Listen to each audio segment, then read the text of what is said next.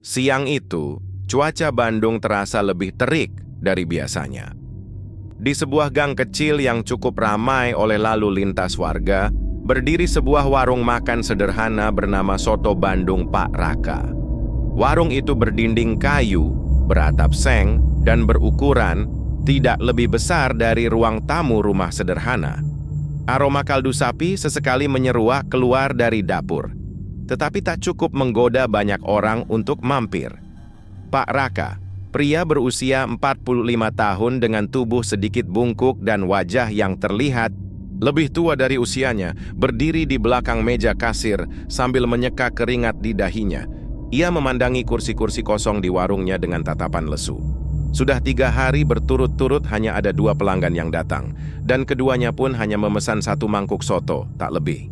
Ini soto sudah kuolah dengan resep warisan ibuku, gumamnya pelan. Tapi kenapa nggak ada yang datang? Di dapur, Bu Feni, istrinya yang setia, sedang meracik bumbu sambil mengaduk panci besar berisi kaldu sapi. Tangannya cekatan, wajahnya sabar, walau ada gurat kecewa yang tidak bisa disembunyikan. Ia tahu penghasilan warung mereka semakin menurun, padahal kebutuhan rumah tangga terus bertambah. "Pak," panggil Bu Feni, "besok kita beli daging lagi." "Ya, persediaan udah hampir habis." Pak Raka hanya mengangguk pelan. Di benaknya bukan soal daging yang ia pikirkan, tapi soal pesaingnya, warung soto Pak Lukman, yang hanya berjarak 5 gang dari warungnya. Warung itu selalu ramai, bahkan di jam-jam sepi. Mobil dan motor antre di depan, pelanggan rela berdiri menunggu. Padahal menurutnya, rasa soto di sana biasa saja. Tidak ada yang istimewa. Padahal, dulu dia yang suka minta resep ke aku, gumam Pak Raka dengan nada dengki. Pak Lukman memang dulunya adalah tukang potong daging yang sering membantu di dapur warung milik Pak Raka saat baru buka dulu. Tapi sejak 3 tahun lalu, Pak Lukman mendadak membuka warung sendiri dan dalam waktu singkat usahanya meledak. Dari warung kecil kini menjadi restoran dengan 3 cabang. Malamnya, Pak Raka duduk sendiri di teras rumah sambil merokok. Pandangannya kosong. Dalam hatinya ada amarah dan iri yang mulai berubah menjadi dorongan nekat. Ia mulai berpikir, mungkin aku terlalu jujur selama ini, terlalu polos. Dunia nggak adil sama orang yang lurus-lurus aja.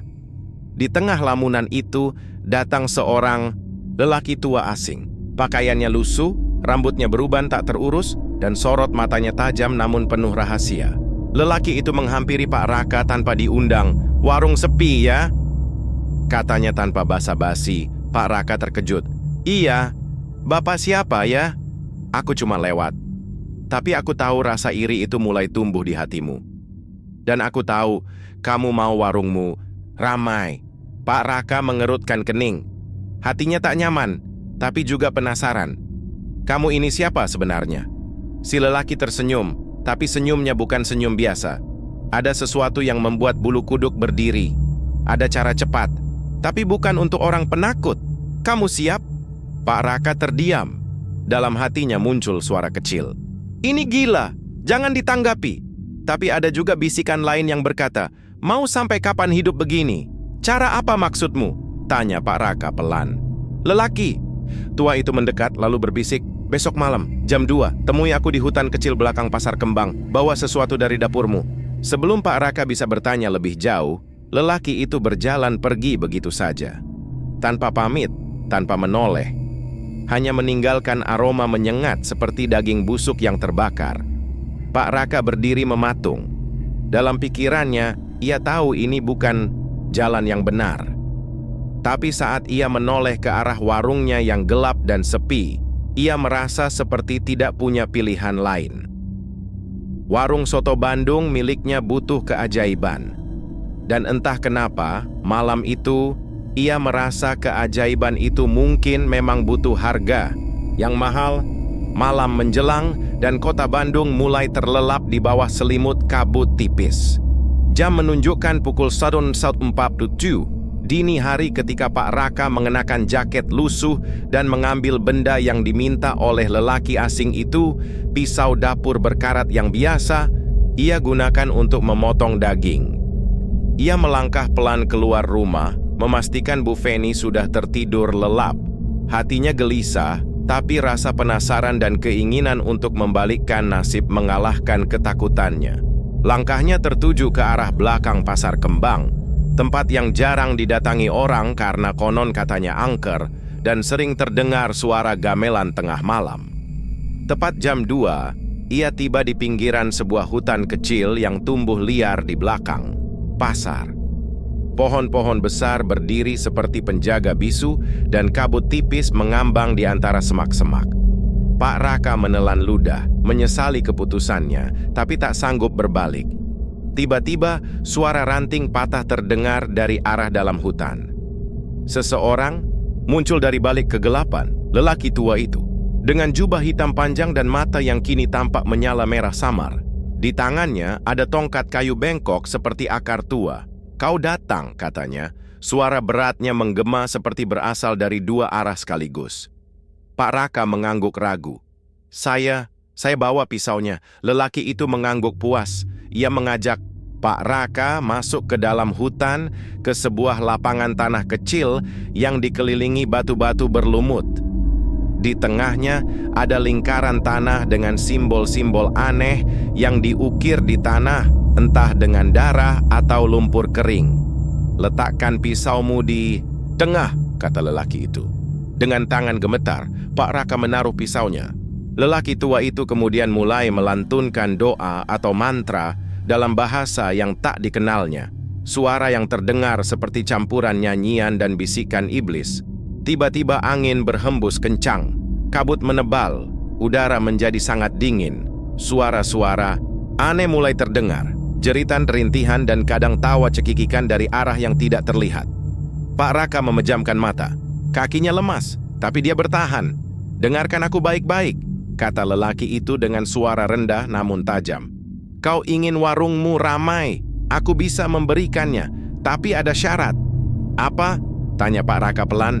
"Kau harus memberi tumbal jiwa manusia setiap bulan. Siapa saja asal bukan keluargamu sendiri, tak boleh gagal. Jika kau gagal, maka kamu yang akan jadi gantinya, beserta seluruh keluargamu." Pak Raka terdiam. Matanya melebar, keringat dingin mengalir di pelipisnya.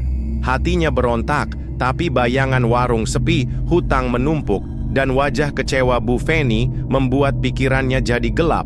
"Kalau aku setuju, apa yang harus kulakukan pertama kali?" tanyanya pelan, hampir seperti bisikan. "Karyawan baru. Ambil yang tak punya siapa-siapa. Setelah 1 bulan bekerja, berikan padaku. Aku akan mengambil sisanya," kata lelaki itu sambil tertawa perlahan. Lalu, ia menjentikkan jarinya. Pisau di tengah lingkaran menyala merah seperti bara api, lalu berubah menjadi biasa kembali. Lelaki tua itu menghilang ke dalam kabut. Pak Raka berdiri sendirian. Hutan kembali sunyi. Pisau itu kini berada di dalam saku jaketnya. Padahal ia tidak pernah mengambilnya kembali. Ia pulang dalam diam. Tak ada perasaan bangga atau puas. Hanya ketakutan yang ia tekan dalam-dalam. Sesampainya di rumah, Bu Feni masih tidur. Pak Raka berdiri lama di depan dapur sambil memandangi panci kaldu. Keesokan harinya warung Pak Raka buka seperti biasa. Tapi kali ini ia memasang pengumuman kecil di depan warung. Dibutuhkan karyawan laki-laki, maksimal usia 25 tahun. Tidak wajib punya KTP, makan dan tempat tinggal disediakan. Tak ada yang curiga, tak ada yang tahu. Perjanjian telah dibuat, dan darah akan segera mengalir. 3 hari setelah Pak Raka memasang pengumuman lowongan kerja, datanglah seorang pemuda kurus berusia sekitar 20 tahun. Namanya Bayu, perantau dari Garut yang baru tiba di Bandung. Rambutnya acak-acakan, wajahnya tirus, dan tubuhnya tampak kelelahan. Ia datang sambil membawa ransel lusuh dan harapan untuk mendapatkan penghidupan yang lebih baik. "Bapak yang pasang pengumuman kerja?" tanya Bayu dengan suara pelan. Pak Raka mengangguk. Ia mengamati Bayu dari ujung kepala sampai ujung kaki. Tidak ada tanda-tanda bahwa pemuda ini punya keluarga di kota, apalagi sanak saudara yang akan mencarinya. "Punya KTP?" tanya Pak Raka. "Enggak, Pak. Ketinggalan di rumah." Tapi saya niat kerja, sungguh, jawab Bayu sambil menunduk. Pak Raka tersenyum samar. Senyum yang bagi orang awam terlihat ramah, tapi di balik itu ada niat tersembunyi. Kalau begitu mulai besok kamu kerja. Tempat tinggal disiapkan di belakang warung. Nanti kamu bisa tidur di kamar kecil dekat dapur. Makan juga saya tanggung. Gajinya nanti kita bahas sambil jalan. Bayu mengangguk cepat, senang luar biasa. Terima kasih, Pak.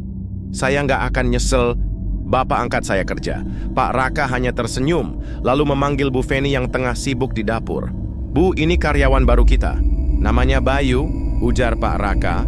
Bu Feni tampak terkejut, tapi menyambut dengan ramah. Ia senang suaminya mulai terbuka mencari bantuan.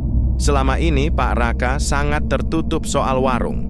Bahkan Bu Feni pun jarang tahu berapa sebenarnya pendapatan sehari-hari. Sejak Bayu bekerja, warung soto Bandung Pak Raka perlahan mulai ramai. Awalnya hanya 1-2 pelanggan tambahan, lalu semakin hari semakin banyak. Mereka selalu memuji rasa sotonya yang beda dari yang lain. Dagingnya empuk banget ya Pak. Kaldu sotonya bikin ketagihan. Kayaknya lebih enak dari soto Pak Lukman deh. Setiap pujian itu terdengar, wajah Pak Raka tampak tenang. Tapi di dalam hatinya ada kegembiraan yang ia simpan rapi. Keajaiban dari pesugihan itu benar-benar bekerja. Namun di tengah keberhasilan yang mulai tumbuh, Bayu mulai merasa ada hal-hal aneh di warung tersebut. Saat malam hari, ketika ia membereskan dapur dan Bu Feni sudah tidur, ia sering mendengar suara orang menangis dari kamar penyimpanan belakang. Suara itu selalu muncul sekitar pukul 2 malam. Waktu yang sama ketika Pak Raka dulu melakukan perjanjian. Bayu juga beberapa kali melihat bayangan hitam melintas di sudut dapur, tapi saat ia menoleh, tak ada siapa-siapa. Suatu malam, ia menemukan panci besar berisi darah segar, padahal tidak ada sapi atau daging baru yang masuk hari itu. Halah, mungkin cuma salah lihat, hiburnya dalam hati. Namun, ketakutan dalam dirinya semakin nyata saat suatu pagi ia hendak mencuci piring dan menemukan segumpal rambut manusia di saringan kuah soto. Bayu ingin bertanya, tapi setiap kali melihat wajah Pak Raka, tubuhnya gemetar.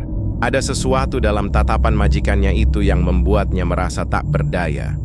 Sementara itu, Bu Feni juga mulai mencurigai sesuatu. Ia menemukan buku catatan keuangan yang disembunyikan Pak Raka di bawah laci meja kasir. Di dalamnya, ia membaca daftar pembelian daging yang tidak sesuai dengan jumlah stok. Ada pembelian besar, tapi daging di dapur tak pernah sebanyak itu. Ia juga mulai merasa ada bau aneh setiap malam, seperti bau gosong yang bercampur amis. Kadang, ia terbangun dan melihat Pak Raka sedang berdiri sendiri di dapur, menatap api kompor tanpa berkedip. "Pak, kamu kenapa?" tanyanya suatu malam. Pak Raka hanya menjawab singkat, "Enggak, cuma mikir resep baru." Bu Feni merasa ada yang disembunyikan, tapi ia tak tahu harus mulai dari mana. Ia tak pernah melihat suaminya sesering ini memandangi pisau dapur sambil tersenyum sendiri. Waktu berjalan cepat. Tanpa terasa, 1 bulan berlalu. Dan malam itu, Pak Raka kembali keluar dari rumah, membawa pisau yang sama. Pisau yang dulu ia gunakan saat membuat perjanjian. Ia menuju dapur belakang, tempat Bayu sedang tertidur kelelahan. Angin malam berhembus kencang, langit mendung. Pak Raka berdiri di dekat pintu, menatap tubuh Bayu yang meringkuk di kasur tipis. Tangannya mulai gemetar. "Maaf Bayu, tapi aku sudah berjanji," bisiknya dengan suara berat. Namun sebelum ia sempat melangkah, tiba-tiba Bayu menggeliat dan bergumam dalam tidur, "Mak, aku kangen." Pak Raka terdiam, napasnya tercekat. Untuk sesaat, nuraninya berbicara. Tapi kemudian, suara lain, suara yang dulu ia dengar di hutan, muncul lagi di kepalanya. "Tumbal harus diberikan. Jika tidak, kau dan keluargamu yang akan dibawa." Pak Raka menggenggam pisau lebih erat. Matanya berubah dingin. Ia mendekat perlahan tanpa suara. Di balik pintu dapur, sesosok bayangan hitam berdiri, tersenyum menanti. Dini hari itu, suasana dapur warung soto Pak Raka sangat sunyi. Lampu temaram menggantung di langit-langit, menyoroti panci besar dan meja kayu yang sudah berumur. Di pojok ruangan, Bayu masih tertidur, membelakangi pintu. Napasnya pelan dan teratur, tak tahu bahwa maut mengintainya hanya beberapa langkah di belakang. Pak Raka berdiri, mematung dengan pisau di tangan. Pisau itu tampak lebih gelap dari biasanya, seolah menyerap cahaya sekitar. Suaranya terdengar berat dan bergetar, seperti orang yang sedang menahan beban batin yang luar biasa. "Maaf Bayu," gumamnya. "Kau orang baik, tapi dunia ini kejam. Kalau bukan kau, keluargaku yang jadi tumbalnya." Tangannya terangkat perlahan. Namun sebelum pisau itu menebas, tiba-tiba Bayu menggeliat. Ia setengah bangun, matanya masih setengah tertutup, lalu mengusap wajahnya. "Pak," suaranya parau, masih lelap. "Pak Raka, Bapak ngapain di sini?" Pak Raka terpaku. Jantungnya berdegup kencang. Detik itu, ia kehilangan keberanian. "Oh, saya cuma mau ngecek aja Bayu. Dapurnya, takut ada tikus." Bayu mengangguk pelan, masih setengah sadar. "Oh, kirain ada maling." Tanpa berkata apa-apa lagi, Pak Raka segera melangkah mundur dan meninggalkan dapur. Ia masuk ke kamar dan duduk di tepi ranjang sambil menggenggam kepala. Wajahnya penuh keringat. Bu Feni yang terbangun karena suara langkahnya menatap suaminya dengan bingung. "Kamu kenapa sih, Pak? Akhir-akhir ini aneh banget. Setiap malam ngelamun, sekarang berkeringat gini. Mimpi buruk?" Pak Raka tidak menjawab. Ia hanya menatap lantai, lalu perlahan berkata, "Kita harus tutup warung, Bu." "Hah?" Bu Feni langsung duduk tegak. "Tutup? Warung kita lagi rame-ramenya, Pak. Kita baru bisa nafas dari tagihan." "Gak bisa, Bu. Warung ini udah bukan warung biasa," gumam Pak Raka, hampir tak terdengar.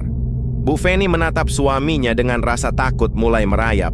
Ia tahu ada sesuatu yang sangat salah, tapi belum bisa merangkainya menjadi jawaban. Malam berikutnya Pak Raka tak mau gagal lagi. Wajah lelaki tua itu muncul di cerminnya, bahkan saat ia mencuci tangan, wajah itu muncul di dalam air. "Kau sudah janji, waktumu habis." Dengan tekad yang dingin, Pak Raka mencampur obat tidur ke dalam teh manis yang ia suguhkan untuk Bayu. Malam itu, Bayu menerimanya dengan senyum. Seperti biasa, tak butuh waktu lama, tubuh Bayu mulai lemas. Ia tertidur pulas di atas kasurnya di dapur. Pak Raka kembali berdiri di dekat tubuh itu. Kali ini, tak ada kata maaf, tak ada keraguan, hanya satu gerakan cepat. Pisau itu menembus dada Bayu. Tubuhnya menggeliat sebentar lalu diam. Darah mengalir ke lantai, perlahan menuju ke panci kosong yang sudah disiapkan. Di saat itu pula, angin di luar mendesir pelan, seolah alam tahu ada nyawa yang baru saja dicabut. Cahaya lampu bergetar sebentar, lalu padam beberapa detik sebelum Awakambol menyala. Tubuh Bayu dibungkus karung dan dikubur diam-diam di pekarangan belakang di bawah timbunan kayu bakar. Tak ada yang tahu, tak ada yang mencari. Keesokan paginya, Pak Raka memasak seperti biasa. Soto yang ia sajikan hari itu memiliki rasa yang berbeda, lebih gurih, lebih kuat, dan lebih menggoda. Warung itu pun semakin ramai. Orang-orang datang dari luar kota. Seorang food vlogger terkenal bahkan mereview tempat itu dan memuji sotonya sebagai salah satu yang terenak di Bandung. "Pak, buka cabang dong, ini luar biasa," ujar seorang pelanggan. Pak Raka tersenyum, tapi senyum itu kosong. Kosong, karena di balik mangkuk soto yang laku keras itu, ia tahu darah orang baik telah menjadi bagian dari kuahnya. Bu Feni mulai memperhatikan perubahan suaminya. Pak Raka kini jarang bicara, sering melamun, dan beberapa kali bicara sendiri. Ia juga menemukan tanah di belakang warung tampak tergali baru, padahal tak ada aktivitas renovasi apapun. "Pak, kamu pasti sembunyiin sesuatu dari aku," desaknya.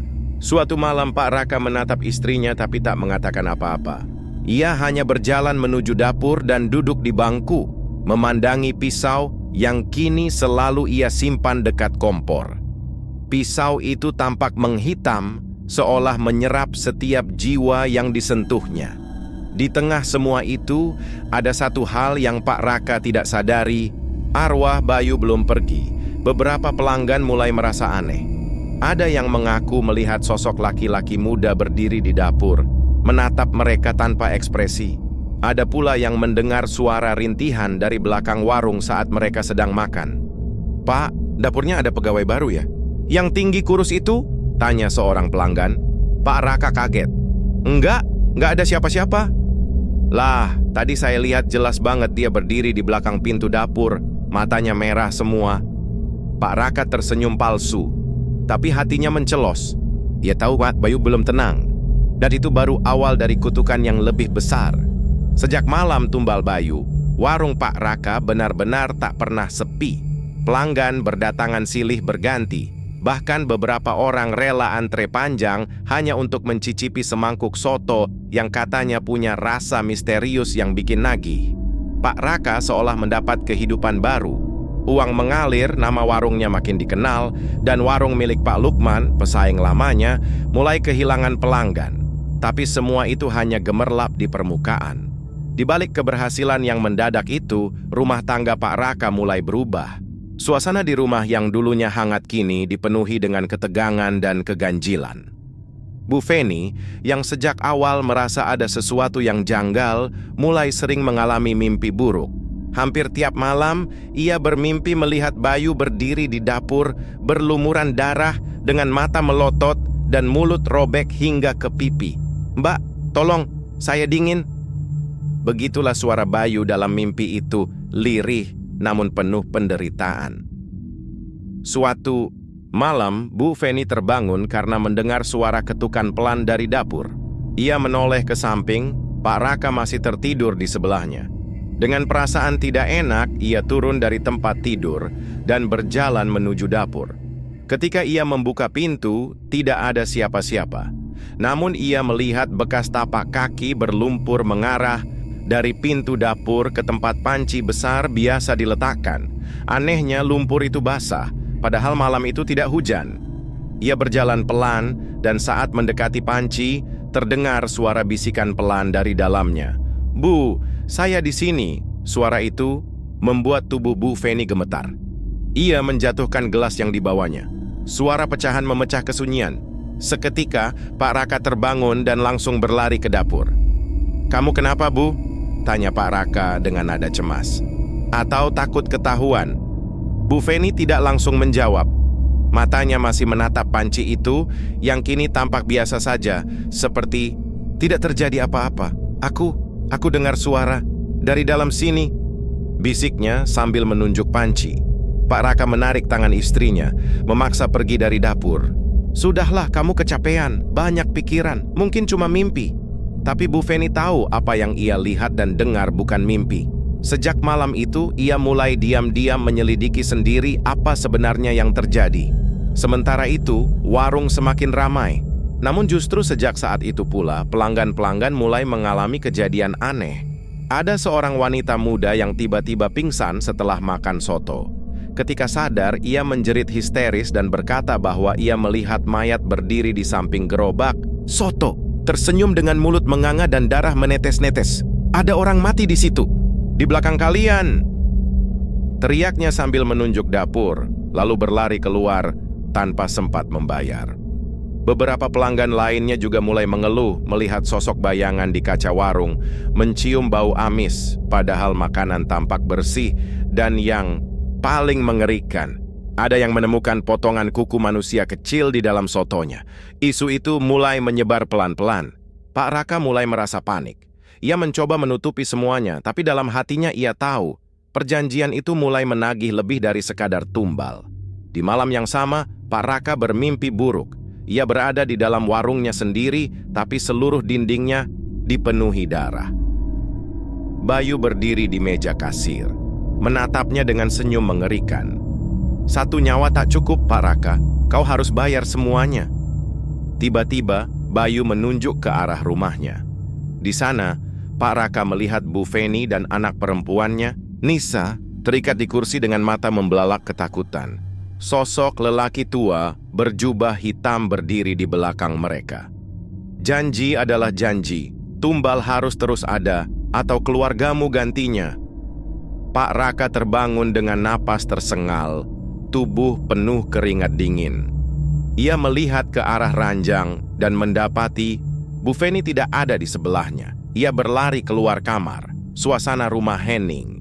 Tapi saat ia mendekati dapur, jantungnya seakan berhenti berdetak. Di lantai, terdapat jejak kaki berdarah kecil yang mengarah ke kamar belakang. Pintu kamar itu terbuka setengah. Lampu dalamnya mati. Dengan tangan gemetar, ia mendorong pintu itu.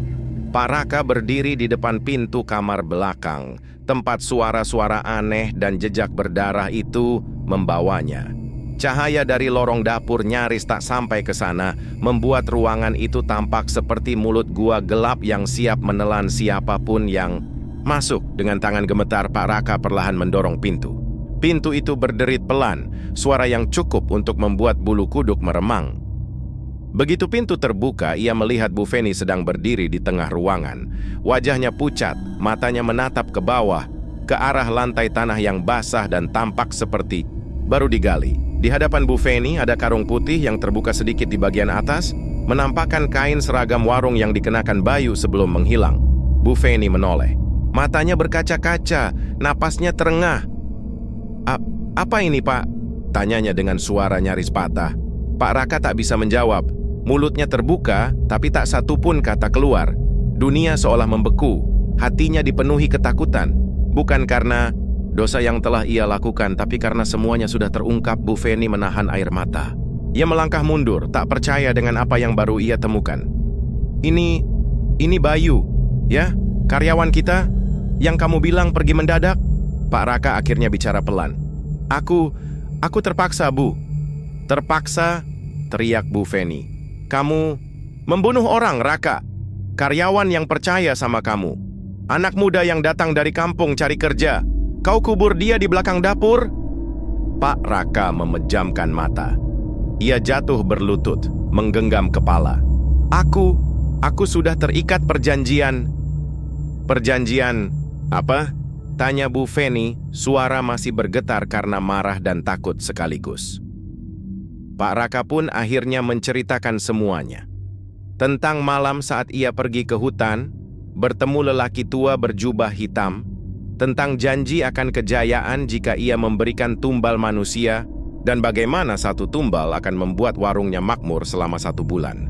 Namun, jika tidak memberi tumbal berikutnya, maka nyawanya sendiri atau keluarganya yang akan diambil sebagai pengganti. Awalnya aku pikir cuman takyul, lirih Pak Raka. Tapi setelah kejadian Bayu, warung kita langsung ramai. Semua terjadi persis seperti yang dijanjikan. Bu Feni tak bisa berkata-kata. Dunia yang ia kenal, rumah, suami, warung, semuanya runtuh dalam 1 malam. Beberapa hari setelah itu, warung ditutup sementara. Bu Feni tidak bisa lagi berpura-pura, tidak tahu. Tapi yang membuatnya makin ketakutan adalah gangguan terus terjadi. Malam-malam Nisa, anak perempuan mereka yang baru berusia 11 tahun, mulai mengigau sambil menangis. Ia sering bicara sambil tidur, seolah ada seseorang yang berbicara dengannya. Om, Bayu bilang, dia kedinginan, dia mau pulang. Kadang ia berjalan di malam hari menuju dapur sambil menangis, seperti orang kesurupan. Pak Raka dan Bu Feni mulai menyadari satu hal mengerikan. Arwah Bayu tidak tenang. Dan yang lebih buruk lagi, tumbal baru harus disiapkan. Sudah lewat 1 bulan sejak kematian Bayu. Sejak itu, warung mereka kembali sepi, bahkan lebih buruk dari sebelumnya. Pelanggan menghilang. Beberapa bahkan muntah-muntah setelah makan, padahal sotonya sama. Ada yang mengaku melihat sosok Bayu berdiri di belakang kompor, mata merah menyala. Pak Raka semakin terguncang. Dalam ketakutannya, ia kembali ke hutan tempat ia membuat perjanjian. Pertama, ia memanggil-manggil sosok lelaki berjubah hitam itu, memohon agar perjanjiannya dibatalkan. Ambil aku saja, jangan istri dan anakku, teriaknya di tengah kegelapan hutan. Tapi tak ada jawaban. Hanya suara angin dan desiran daun. Namun, Saat ia berbalik hendak pulang, sosok tinggi berjubah hitam berdiri di tengah jalan setapak. Wajahnya masih samar, tapi senyumnya lebar hingga ke pipi. Di belakangnya berdiri bayangan hitam menyerupai Bayu, tapi matanya bolong dan tangannya menggenggam pisau yang sama seperti milik Pak Raka. Kau sudah membuat perjanjian, Raka. Sekarang giliran keluargamu. Pak Raka berlari sekuat tenaga, kembali ke rumah, tapi saat sampai di sana, ia menemukan pintu rumahnya terbuka lebar, dan dari dalam terdengar suara Nisa berteriak-teriak histeris. Pak Raka berlari masuk ke rumah. Nafasnya terengah, jantungnya hampir meledak. Di dalam rumah yang gelap itu, terdengar suara jeritan Nisa yang menembus telinga. "Nisa!" teriaknya. Bu Feni juga berlari dari arah kamar mandi. Wajahnya panik, rambutnya masih basah. "Raka, itu suara Nisa!" Mereka berdua segera menuju kamar Nisa. Saat pintu dibuka, Nisa sedang menggeliat-geliat di tempat tidur seperti orang kesurupan. Matanya terbuka lebar, tapi bola matanya tidak terlihat, hanya putih semua. Mulutnya terus menggumamkan kata-kata yang membuat darah mereka membeku. Aku dingin, jangan kubur aku di situ, jangan." Tubuh kecil Nisa bergetar hebat, seperti kedinginan di tengah badai salju. Bu Feni langsung memeluk anaknya, menangis sambil mencoba menenangkan. "Nisa, ini ibu. Bangun nak, bangun." Pak Raka berdiri terpaku. Ia tahu ini bukan sekadar mimpi buruk atau anak kecil ngigau. Ini adalah peringatan, tumbal belum diberikan, dan perjanjian itu tidak mengenal belas kasihan. Malam itu, mereka bertiga tidak bisa tidur. Nisa akhirnya tertidur setelah azan subuh, tapi wajahnya tetap pucat, dan dari waktu ke waktu ia menggigil seperti kedinginan. Pak Raka duduk di dapur, memandangi pisau dapur yang masih ada noda hitam di bagian gagangnya. Pisau itu yang dulu ia gunakan untuk membunuh Bayu. Pisau itu juga yang seolah menyimpan semua kutukan dari perjanjian laknat itu. Bu Feni datang dan duduk di depannya. "Aku nggak mau ada tumbal lagi, Raka," kata Bu Feni pelan tapi tegas. "Kalau kau berpikir untuk korbanin orang lagi, bahkan untuk selamatin kita, aku nggak akan tinggal diam." Pak Raka mengangguk, matanya sembab. "Aku nggak bisa, Bu, tapi kalau kita nggak kasih tumbal, Nisa yang diambil." "Tidak," Bu Feni langsung berdiri. "Jangan percaya omongan makhluk itu. Kita manusia. Kita masih bisa minta ampun sama Tuhan. Kita cari orang pintar, kita rukyah rumah ini. Kita bakar warung kalau perlu. Tapi jangan lagi ada darah." Pak Raka menatap istrinya. Kali ini, ia merasa sedikit lebih kuat. Kata-kata istrinya seperti cahaya di tengah gelapnya jalan yang ia ambil. Tapi dalam hatinya, ia tahu, makhluk itu tidak akan tinggal. Diam, hari-hari berikutnya, gangguan semakin sering terjadi. Pelanggan mulai menyebarkan desas-desus kalau warung itu ada yang jaga. Seorang pria bahkan merekam penampakan wajah pucat berdarah di jendela dapur dan mengunggahnya ke media sosial. Video itu viral. Bukan karena menarik, tapi karena menakutkan. Orang-orang mulai takut datang. Warung yang dulu penuh antrean, kini kosong seperti kuburan. Sementara itu, Nisa mulai sering bicara dengan teman imajinernya. "Ibu, Om Bayu baik kok," katanya suatu sore. "Dia bilang dia sedih, karena ayah buang dia kayak sampah." Bu Feni hanya bisa menangis diam-diam. Ia merasa semua ini adalah mimpi buruk yang belum bangun. Suatu malam, Pak Raka terbangun karena mendengar suara langkah kaki di pekarangan belakang. Ia mengintip dari jendela dapur dan melihat Nisa sedang berjalan sendiri menuju tempat karung Bayu dikubur. Tanpa pikir panjang, ia berlari keluar, menyusul anaknya. "Nisa, kamu ngapain?" Tapi Nisa tidak menjawab. Ia terus berjalan, tubuhnya seperti ditarik sesuatu yang tak terlihat. Saat hampir sampai di tempat penguburan, tanah di sana bergerak sendiri, seperti sedang menggeliat dari dalam. Pak Raka memeluk Nisa, menariknya dengan paksa. Ia berteriak-teriak, "Ambil aku saja! Jangan anakku! Aku yang membunuh Bayu! Aku yang harus ditarik ke neraka!" Tanah itu berhenti bergerak, lalu udara menjadi dingin. Terlalu dingin untuk malam biasa. Asap napas mereka tampak mengepul di udara. Di hadapan mereka perlahan muncul sosok Bayu. Wajahnya hancur, dadanya berlubang, matanya kosong. Tapi dari matanya mengalir air mata hitam. "Pak, saya nggak marah, saya cuma sedih," katanya lirih. "Kenapa saya?" Pak Raka menangis, jatuh berlutut. "Maafkan saya, Bayu. Saya cuma ingin warung saya laku. Saya takut kalah. Saya takut miskin. Saya egois." Bayu menatap Nisa, lalu ke arah Bu Feni yang baru tiba sambil terisak-isak. Sosoknya mulai memudar. "Saya akan pergi, tapi perjanjiannya belum selesai." Setelah itu, Bayu menghilang. Tapi suara lelaki berjubah hitam terdengar bergema di kepala Pak Raka. "Jika kau tidak memberi tumbal sebelum bulan mati berikutnya, maka bukan hanya anakmu, tapi seluruh keluargamu akan masuk ke dalam perjanjian. Kau tidak bisa lari." Dan malam itu, langit tampak lebih gelap dari biasanya. Setelah kejadian malam itu, rumah Pak Raka seperti berubah menjadi penjara yang gelap dan sunyi. Suara tangisan Nisa yang terjebak antara dunia nyata dan mimpi buruk sering mengisi udara. Bu Feni tampak semakin lelah, wajahnya yang dulu cerah, kini terlihat penuh kecemasan dan ketakutan. Pak Raka sendiri mulai kehilangan semangat hidup. Hanya satu hal yang menguasai pikirannya. Bagaimana caranya membebaskan keluarganya dari kutukan mengerikan itu? Hari-hari berlalu tanpa ada perkembangan. Baik, warung soto Bandung tetap sepi dan gosip tentang hal-hal mistis di warung itu makin tersebar luas. Bahkan tetangga sekitar mulai menjauh, takut tertular kutukan yang menyelimuti keluarga Pak Raka. Pak Raka dan Bu Feni terus mencari jalan keluar. Mereka berkeliling dari satu orang pintar ke orang pintar lain, berharap mendapatkan solusi untuk mengakhiri kutukan itu tanpa harus mengorbankan tumbal lagi. Namun, semuanya mengatakan hal yang sama. Perjanjian itu harus ditebus dengan nyawa, manusia, atau kau harus siap menerima akibatnya. Bu Feni pernah menangis di hadapan seorang dukun tua. "Saya tak mau keluarga saya hancur," ucapnya sambil memohon.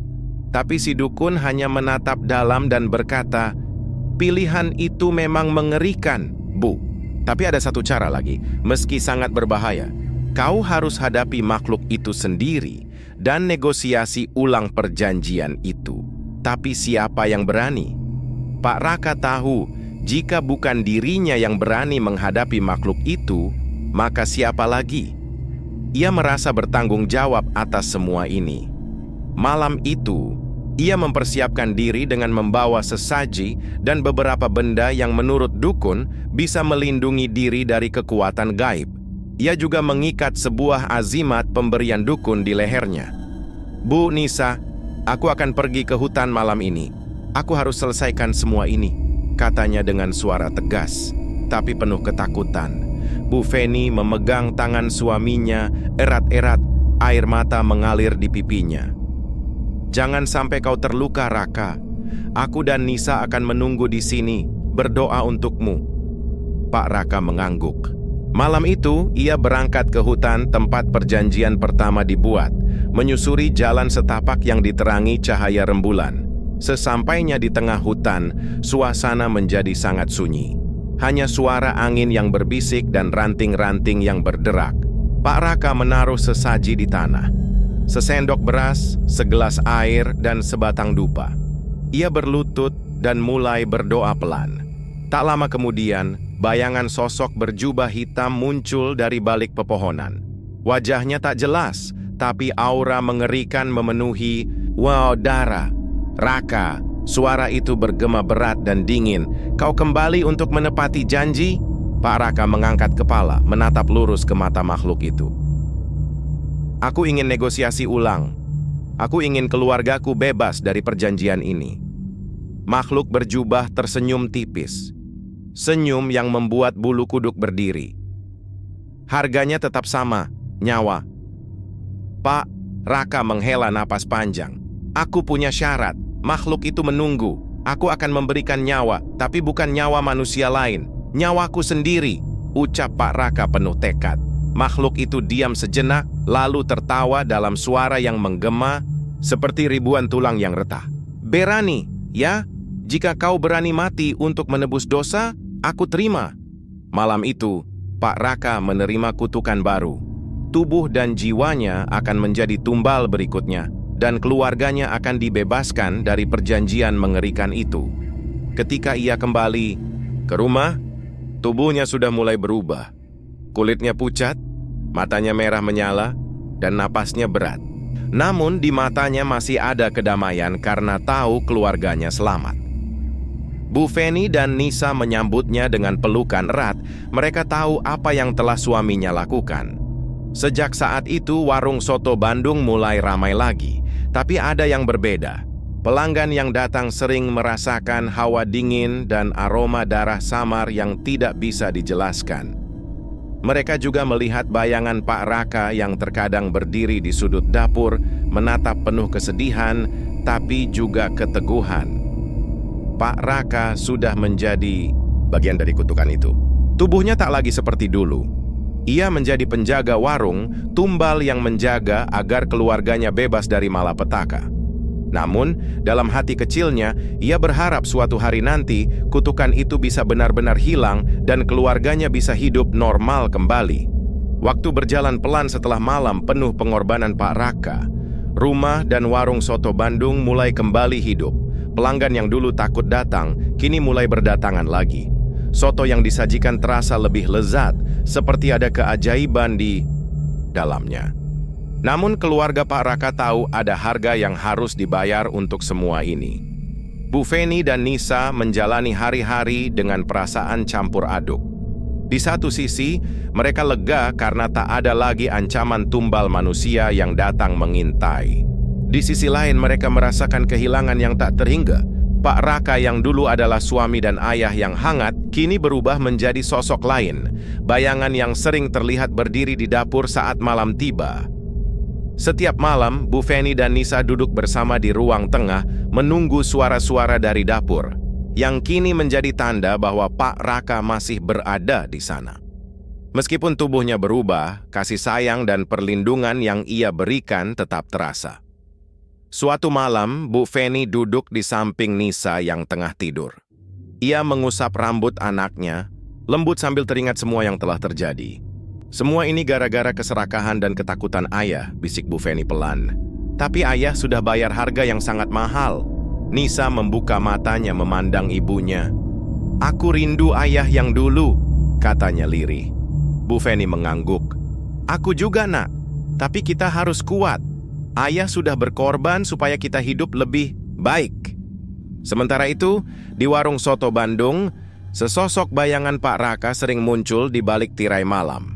Ia menjadi penjaga tak terlihat, melindungi keluarga dan warung yang dulu ia cintai.